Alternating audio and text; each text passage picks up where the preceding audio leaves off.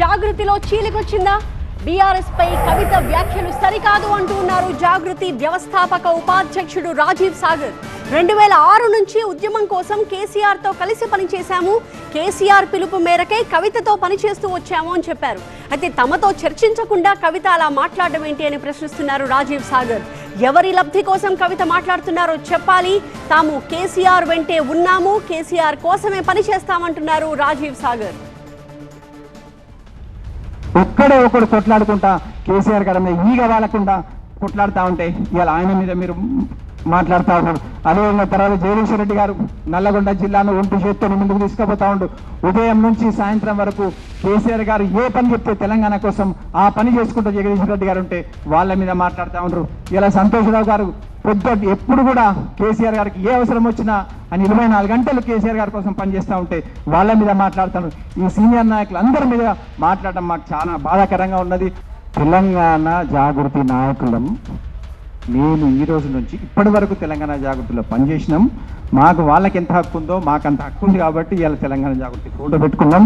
ఇవాళ కేసీఆర్ గారి ఫోటో వాళ్ళు పెట్టి మాట్లాడింది కాబట్టి ఇవాళ మాకు కూడా తెలంగాణ జాగృతిలో భాగస్వామ్యం ఉంది. 18 సంవత్సరాలు కూడా మేము పనిచేసినాం కాబట్టి ఈ రోజు మీ ముందు చెప్తా ఉన్నాం. ఈ రోజు నుంచి కూడా మేము బీఆర్ఎస్ పార్టీకి పనిచేస్తాం కాబట్టి ఈ రోజు నుంచి తెలంగాణ జాగృతి, కానీ మేము పనిచేసే తెలంగాణ జాగృతులు అందరం కూడా కేసీఆర్ గారి నాయకులు పనిచేస్తాం, వేరే వాళ్ళ కోసం పనిచేస్తాం. ప్రస్తుతం టీవీ9 తో మాట్లాడడానికి తెలంగాణ జాగృతి మాజీ నేత రాజారాం యాదవ్ ఫోన్ లైన్ లో మనకు అందుబాటులోకి వస్తున్నారు.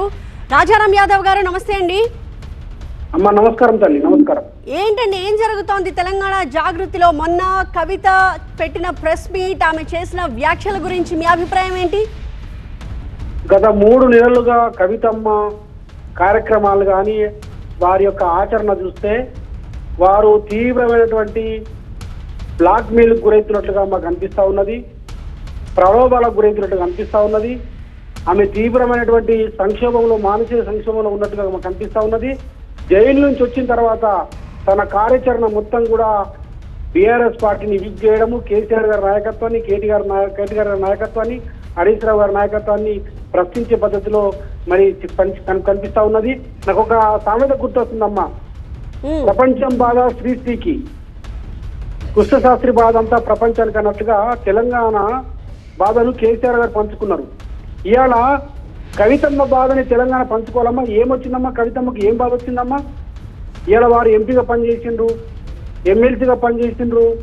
వారు కేసీఆర్ గారి కూతురుగా, కేసీఆర్ గారి తనయగా మొత్తము తెలంగాణ అంతటా కూడా గొప్పగా ఆమెకు కీర్తి లభించింది. అందరూ కూడా ఆమె కష్టకాలంలో ఉన్నప్పుడు అండగా ఉండాల్సిన వాళ్ళు అండగా నిలబడలేదు అనే ఒక అసంతృప్తి వ్యక్తం చేశారు ఆమె. మీరేమంటారు? అమ్మని ఇంతకుముందు చెప్పాను, వారికి ఏం బాధ వచ్చిందని అడిగాను నేను.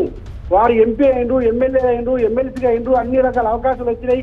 కేసీఆర్ గారి కూతురుగా ఆమె చెప్పింది కేసీఆర్ గారు కడుపులో పుట్టడమే గొప్ప, తన జన్మ ధన్యమైంది, ఇంకా ఏం కావాలి తనకి? తెలంగాణ అమ్మ నేనేమంటే ఒక మాట, తెలంగాణ ప్రజలు ఇలా బాధలో ఉన్నారు, తెలంగాణ ప్రజలు ఇలా ఇబ్బందులు ఉన్నారు. యూరియా కష్టాలు, రైతులు మొత్తం కూడా క్యూ లైన్ లో వెయిట్ చేస్తున్నారు. ఇలా రైతు బంధు లేదు, రైతు బీమా లేదు, పెన్షన్ లేదు. ఇలా ఆడబిడ్డలకి కవితమ్మ జాగృతి నాయకురాలు, చాలా ఉద్యమం చేసిన మహిళా నాయకురాలుగా తను జాగృతి పెట్టి బతుకమ్మ ఉత్సవాలు తీసుకొచ్చారు, తెలంగాణ ప్రాంతంలో విశ్వవ్యాప్తం చేశారు. దాంట్లో ఎవరికి కూడా భిన్నాభిప్రాయం లేదు. మరి వారి పక్షాన ఇవాళ కవితమ్మ నిలబడాలి కదమ్మా. ఇలా పెన్షన్ 2500 రూపాయలు ఇస్తున్నారు రేవంత్ రెడ్డి గారు, దాని గురించి మాట్లాడద్దా? ఇవాళ ప్రజలు, తెలంగాణ ప్రజలు కష్టాలు ఉన్నారు, తెలంగాణ అస్తిత్వం ప్రమాదంలో ఉన్నది. సమైక్యవాదులు ఉత్తరాది నరేంద్ర మోడీ. కవిత ప్రెస్ మీట్ పెట్టినప్పుడు నేను బయటకు వచ్చాక కూడా ఎన్నో ఉద్యమాలు చేశాను, ఎన్నో సమస్యల మీద ప్రభుత్వంపై పోరాటం చేశాను, నేను పార్టీ వ్యతిరేక కార్యకలాపాలు ఏం చేశానని నన్ను బహిష్కరిస్తున్నారు అని చెప్పి ఆమె ప్రశ్నించారు. అమ్మ వినండి, మీరు తన ఉద్యమాలు చేసినట్టారు కదా. నేను బీసీ నాయకుడిని, ఉస్మాన్ యూనివర్సిటీలో విద్యార్థి నాయకుడు ఉన్నాను.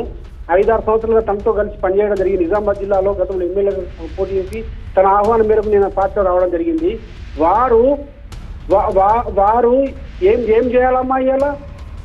ఇలా తెలంగాణ ప్రజలు ఇబ్బందులు ఉంటే, తెలంగాణ ప్రజలు కష్టాల్లో ఉంటే తను దాన్ని వదిలిపెట్టి ఇలా ఏం బాధ వచ్చిందని చెప్పేసి తను ఇలా కేటీఆర్ మీరు అడిగారా కవితని? మీరు ఎవరైనా సంప్రదించే ప్రయత్నం చేశారా?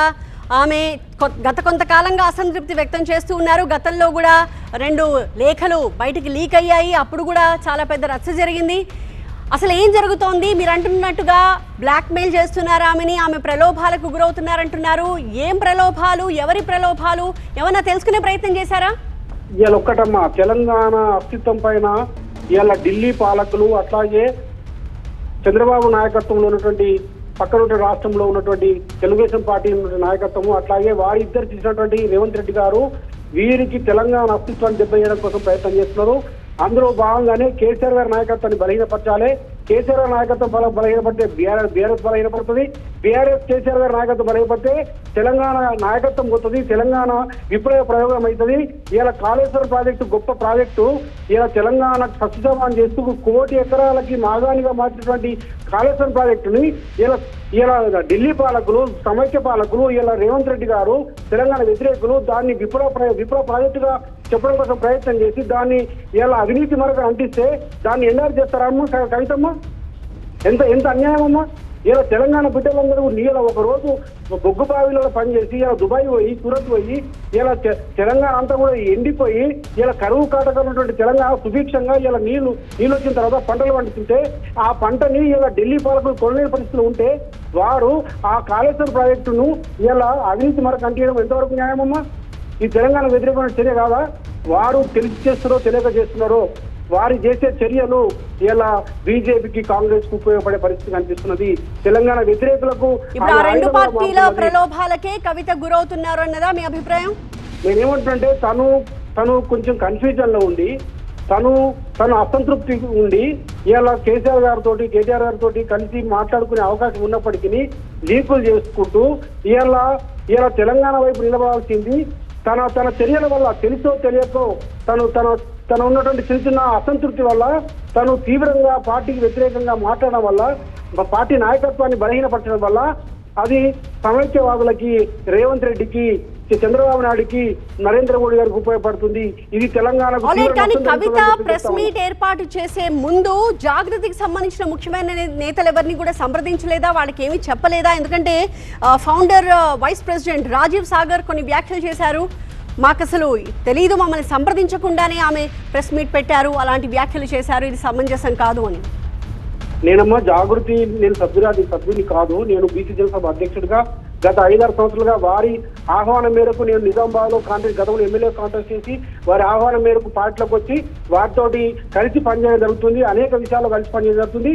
వారు ఎప్పుడు కూడా మాలాంటి సీనియర్ నాయకులు కానీ, జాగృతి నాయకులు కానీ, మిగతా వాళ్ళని కానీ ఏ రోజు కూడా తాను మాట్లాడట్లేదు. ఏం జరుగుతుంది, ఏ విషయాలు కూడా చెప్పకుండా తను మాత్రమే నిర్ణయాలు తీసుకుని ఒకటి చెప్పగలుగుతానమ్మా. నేను తనంటే మాకు గౌరవం ఉంది. కవితమ్మ తెలంగాణ ఉద్యమకారులుగా, కేసీఆర్ గారి తనయగా తెలంగాణ జాగృతి కోసం జాగృతి పెట్టి తెలంగాణ సంస్కృతిని, ఔన్నత్యాన్ని ప్రపంచానికి చాటిన బిడ్డగా మాకు వారి మీద గౌరవం ఉంది. వారు ఇప్పటికైనా ఆత్మవిమర్శ చేసుకొని వారి రాజకీయ భవిష్యత్తుకైనా ఈ తెలంగాణ ప్రజలకు అయినా కేసీఆర్ గారి నాయకత్వమే శ్రీరామ రక్ష. నేను మళ్ళీ చెప్తున్నాను కవితమ్మ, మీ టీవీ ద్వారా నేను కవితమ్మకు విజ్ఞప్తి చేస్తా ఉన్నాను. మీరు ఆత్మవిమర్శ చేసుకోండి. మీరు తెలంగాణ వ్యతిరేక శక్తులకు మీరు ఆయుధం కావద్దు. మీరు ఆత్మవిమర్శ చేసుకొని మీరు కేసీఆర్ నాయకత్వంలో పనిచేయండి. మీరు బిడ్డ, ఏ తండ్రి కూడా బిడ్డను వదులుకోడు. ఆల్ రైట్, అది జాగృతి మాజీ నాయకుడు రాజారాం యాదవ్ చేస్తున్న వ్యాఖ్యలు. కవిత